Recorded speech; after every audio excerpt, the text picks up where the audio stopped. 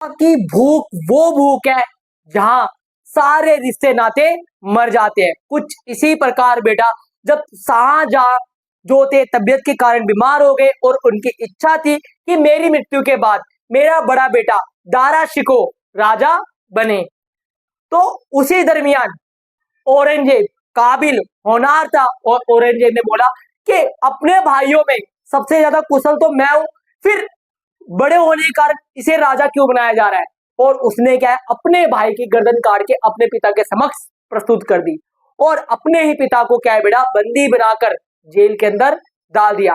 बेटा आप सभी का स्वागत है अपने एनएस कोचिंग सेंटर चैनल में और आज हम कर रहे हैं कक्षा 8वीं का जो अध्याय किया था प्रारंभ उसी को आगे स्टार्ट। बेटा कैसे औरंगजेब ने अपने ही भाई और पिता को यातनाएं देकर अपनी गद्दी सजाई, एक एक ऊपर चीजों के बारे में बात करेंगे। किंतु दारा को उसके छोटे भाई औरंगजेब ने कई युद्धों में पराजित किया था और दारा शिकोह सर काटकर अपने पिता के समक्ष ले गया और अपने दोनों भाइयों को भी क्या बेटा बंदी बनाकर इधर उधर तितर बितर कर दिया।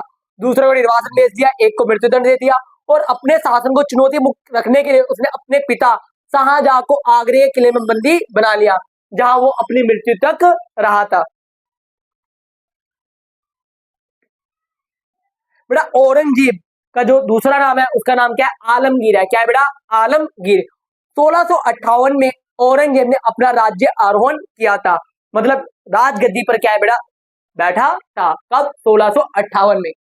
आलमगीर, आलमगीर का क्या अर्थ है विश्व विजेता। लगभग 49 वर्षों तक शासन किया। 1658 से 1707 तक क्या इसने बेटा मुगलों का नेतृत्व किया था। मुगल साम्राज्य को अपने शासनकाल में उसकी भौगोलिक चरम सीमा तक पहुंचाया। बेटा जहां तक मुगल पहुंच सकते थे वहां तक मुगलों को पहुंचाने का भरसक प्रयास औरंगजेब ने किया था। प्रशासन को मजबूत किया और राजस्व व्यवस्था को सुदृढ़ किया। धार्मिक नीति में कट्टर था। बेटा धर्म के मामले में इतना कट्टर था कि भाई धर्म से ऊपर कुछ है ही नहीं। जहां बेटा धर्म चरम पर आ जाए वहीं से क्या है बेटा चीजें बिगड़ने लगती है। चाहे किसी भी प्रकार की चीज हो, हर चीज एक लिमिट में चलती है। वो ही चीज औरंगजेब ने अपनाई। दक्कन में लंबे अभियानों के कारण साम्राज्य पर आर्थिक बोझ बढ़ा। बेटा जिद्दी बहुत था, जो ठान लिया वो करके रहेगा। बेटा दक्कन को हासिल करने के लिए अपने जीवन काल के 25 वर्ष सिर्फ दक्षिण अभियान में लगा दिए और इतने साल लगाने के बाद भी दक्षिण इसके हाथ में नहीं आया। वही बात है ना, उसके लिए आप जूते घिस दिए पर वो आपके हाथ में नहीं आए, आप हाथ मलते मलते रह गए। ठीक बेटा औरंगजेब को भी हाथ मल के रहना पड़ा। औरंगजेब एक कुशल और सेनानायक और विस्तारवादी शासक था। मुगल साम्राज्य अपने विस्तार के चरम पर था। बेटा दीर्घकालिक प्रभाव और मुगल साम्राज्य का पतन। बेटा मुगल साम्राज्य कैसे पतन हुआ। बेटा आप युद्ध लड़ रहे हो तो बेटा पैसा तो लगेगा, फ्री फंड में लगेगा। प्रशासन पर दबाव बढ़ा, विद्रोह और अस्थिरता हुई, लोगों ने आवाज उठाई कि हमें आजाद होना, हमें स्वतंत्र रहना है, आपके नेतृत्व में नहीं रहना। और 1707 में क्या है बेटा इसका क्या हो गया पतन हो गया। इसका पतन मतलब औरंगजेब का पतन के साथ साथ मुगलों का भी क्या है बेटा पतन यहीं से प्रारंभ हो गया। इनकी उल्टी गिनती क्या है बेटा स्टार्ट हो गई।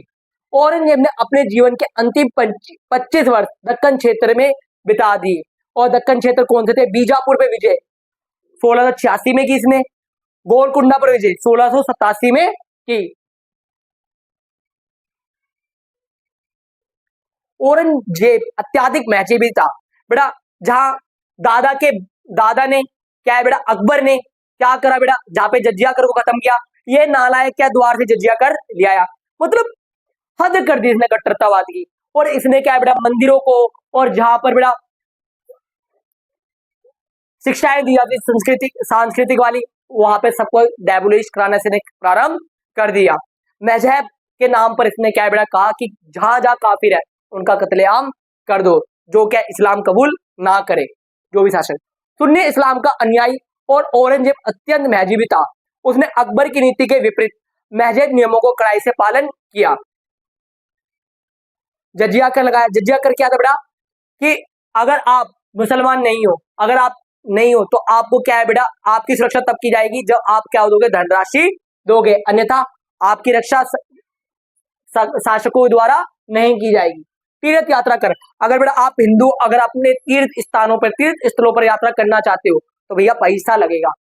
तो फ्री पॉकेट में क्या है बेटा, भारत में भ्रमण करने का आपको आजादी नहीं मिलेगी।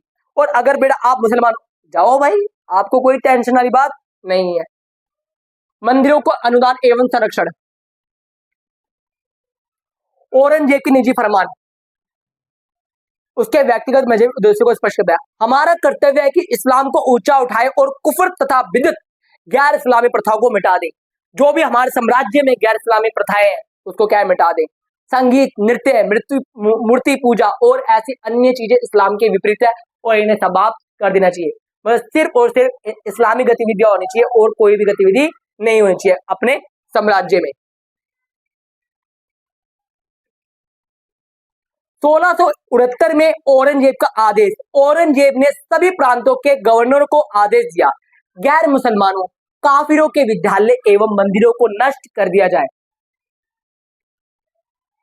आदेश के परिणाम, इसके परिणाम स्वरूप बनारस, मथुरा, सोमनाथ स्थित अनेक मंदिरों, जैन मंदिर, सिख गुरुद्वारों को ध्वस्त कर दिया गया। सिया, बोरा, इस्माइली आदि मुस्लिम समुदाय एवं भी अत्याचार, भेदभाव और दमन किया। मतलब भैया सुन्नी वालों का राज रहेगा भारत में, सुन्नियों का दबदबा रहेगा।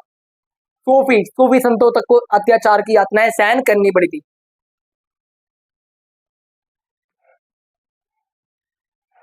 बेटा कहते हैं ना कि जब आप अपनी मृत्यु के समय समक्ष होते हो ना, जो आप मृत्यु शैया पे आने वाले होते हो, तब आपको पता चलता है कि आपने क्या किया, आपको अपनी गलत चीजों का क्या है एहसास होता है। वहीं बेटा औरंगजेब को भी एहसास होता है और औरंगजेब अपने जीवन के अंतिम पलों पर कहता है, मैं अकेला आया था और अकेला जा रहा हूं, मैं नहीं जानता कि मैं कौन हूं और क्या कर रहा था। मैंने ना देश के लिए और ना ही लोगों के लिए अच्छा किया, भविष्य के लिए भी मेरे पास कोई आशा नहीं है। मैं जीवन भर निराश रहा और दीनहीन अवस्था में ही जा रहा हूं। मतलब अपनी गलती का एहसास किया, मैंने करा तो करा क्या, मैं बस दर बदर भटकता चला गया। ये औरंगजेब के क्या थे, बोल थे।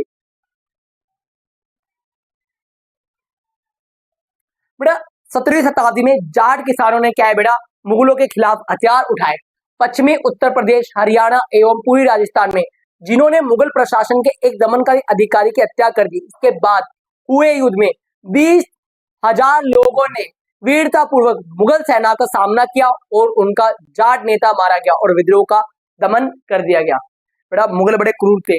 बेटा इतनी गंदी तरह मृत्यु घाट उतारा जाता कि आने वाली जनरेशन भी विद्रोह करने से पहले 100 बार सोचे कि हमारा हसन क्या होगा। ये बेटा बहुत कट्टरवादी थे। एक ऐसी रानी जिसके गौरव और वीरता से अकबर के सेनापति और अकबर भी नतमस्तक हो गए। वो कौन थी रानी, वो थी रानी दुर्गावती, जिसने अपने गढ़ को बचाने के लिए, गोंडवाना की क्या थी बेटा, रानी थी। और जब अकबर ने अपने सेनापति को भेजा, जाओ और रानी दुर्गावती को क्षतिग्रस्त कर दो और बंदी बना कर मेरे समक्ष लेके आओ, बेटा वीरता पूर्वक उन्होंने अपना बलिदान रणभूमि में कर दिया पर बंदी नहीं बनी। ये थी बड़ी रानी दुर्गावती, जिन्होंने मुगलों से पत्थर बजाकर क्या है लड़ाई लड़ी थी। महाराणा प्रताप, बेटा जब महाराणा प्रताप शासक बने, पूरी तरह से बेटा साम्राज्य एकदम भड़क सा रखा था, दिशाहीन था। उस दिशाहीन साम्राज्य को एक सुदृढ़ साम्राज्य में गठित किया किसने बेटा, महाराणा प्रताप ने। और अकबर की रातों की नींद और मुगलों को सोते समय सपने में सिर्फ राणा प्रताप नजर आने लगा था, वो थे बेटा महाराणा प्रताप जी। मेवाड़ के शासक महाराणा प्रताप ने मुगल अधिपत्य को अस्वीकार किया कि जाइए, हमें आपका अधिपत्य स्वीकार नहीं है, और राजपूत प्रतिरोध का प्रतीक बन गए। 1576 में बेटा हल्दी घाटी का युद्ध हुआ। यद्यपि मुगल सेना का पलड़ा भारी था, महाराणा ने युद्ध भूमि छोड़ दी और अरावली की पहाड़ियों में जाकर क्या बेटा गुरिल्ला युद्ध को प्रारंभ रखा। कठोर परिस्थितियों रहते हुए भी वह अपनी स्वतंत्रता के लिए क्या रहे, अड़िग रहे और अपनी स्वतंत्रता को पाने के लिए भरसक प्रयास किया। ना केवल धनुधर के रूप में बेटा इनको एक समुदाय ने क्या बेटा समर्थन दिया, बेहिलों ने बेटा ना केवल धनुधर के रूप में बल्कि सेना में भी सम्मिलित हो, उस क्षेत्र में अपने ज्ञान का भी योगदान दिया और उनकी सेवा ने उन्हें मेवाड़ की सैन्य परंपरा में एक अहम स्थान दिलाया, जो कि उनके बेटा चिन्ह में भी दिखाई देता है। जो बेटा महाराणा प्रताप के चिन्ह है बेटा उसमें भी क्या है, मेवाड़ के प्रतीक चिन्ह में भी क्या है, बिलों की छाप दिखाई देती है। तो इसे कहते हैं लॉयल्टी अपने शासक के प्रति।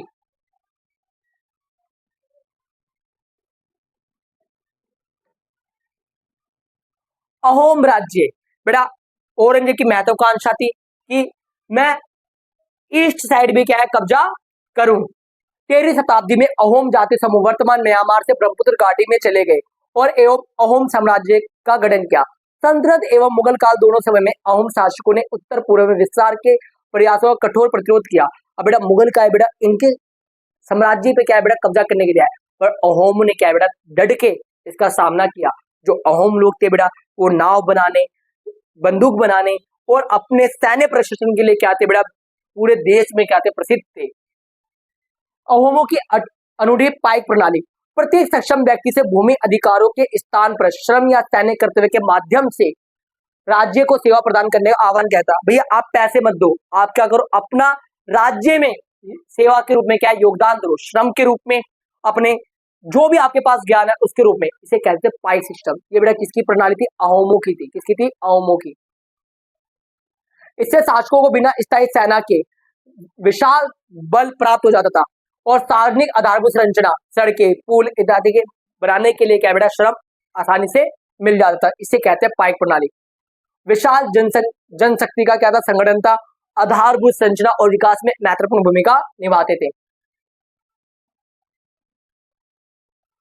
सरायघाट का युद्ध बेटा, सरायघाट का युद्ध कब होता है बेटा, 1671 में होता है अहोमों के और मुगलों के बीच में। 17वीं शताब्दी में औरंगजेब ने मुगल सेना को अहोम की राजधानी गढ़गांव पर कब्जा करने के लिए भेजा। बेटा अहोमों की क्या राजधानी थी, गढ़गांव। क्या थी बेटा, गढ़गांव पर आधिपत्य करने के लिए भेजा। अहोमों ने घने जंगल, पहाड़ियों और नदियों के अपने ज्ञान और लगातार गुरिल्ला युद्ध की रणनीति के प्रयोग करते हुए मुगलों के हर अभियान को विफल कर दिया। ब्रह्मपुत्र नदी पर लड़े गए सराय घाट के युद्ध में अहोम सेनापति लिगित बरफुकन, बेटा अहोमों के सेनापति कौन थे बेटा, लिगित बरफुकन। क्या नाम था, लिगित बरफुकन। उनके 10,000 सैनिकों ने 30,000 सैनिकों की मुगल सेना को पराजित कर दिया। मतलब बेटा 3 गुना सेना मुगलों की थी और तब भी क्या है बेटा धाराशायी कर दिया। किसने, लिचित बरफुकन, जो कि अहोमों के कहते सेनापति थे। अधिक सैनिकों और सशक्त नदी नौकाओं के बड़े बड़े बावजूद मुगल सेना को हार का सामना करना पड़ा। अहोम अपनी स्वतंत्रता को बनाए रखने में क्या रहे, सफल रहे। अहोम सेना लचित बरफुकन थे बेटा, ठीक है बेटा। ये आपको पता होना चाहिए अहोमों ने कैसे मुगलों की आशाओं में निराशाओं का वास करवा दिया कि आप हर किसी को जीत लो, ये आसान नहीं है। और अहोम योद्धाओं का अद्वितीय कौशल था। सरायघाट के युद्ध में लचित बरफुकन और 10,000 सैनिक थे बेटा और 30,000 सैनिकों को हरा दिया। बेटा मुगल सेनापति राम सिंह ने अहोम सेनाओं के बारे में कहा, प्रत्येक असमिया सैनिक नाव चलाने, तीरंदाजी करने और खाई खोदने तथा बंदूकों एवं तोपों चलाने में निपुण है। मैंने भारत के किसी अन्य क्षेत्र में ऐसी बहुमुखी प्रतिभा नहीं देखी। बेटा आपकी असली सफलता तब है जब आपका दुश्मन भी क्या है बेटा आपकी वाह करे। वाह योद्धा हो तो ऐसा, इसे कहते हैं वीर योद्धा, जिसमें बेटा महाराणा प्रताप जी और संभाजी और छत्रपति शिवाजी का नाम क्या है बेटा उल्लेखनीय है। और ऐसे ही बेटा आपको इसी चैप्टर के अंदर अब सिख धर्म के बारे में पढ़ाया जाए, कैसे सिख गुरुओं को यातनाएं दी गई और किंतु सिखों ने कभी भी सर कटवा सकते हैं, सर झुका नहीं सकती। इनकी वीर गाथाओं के बारे में अगली वीडियो में पढ़ेंगे। ऐसे ही बेटा चैप्टर को स्टोरी वाइज समझने के लिए अपने चैनल को सब्सक्राइब करें और वीडियो को लाइक करें और अपने दोस्तों को शेयर करें। NS coaching centre.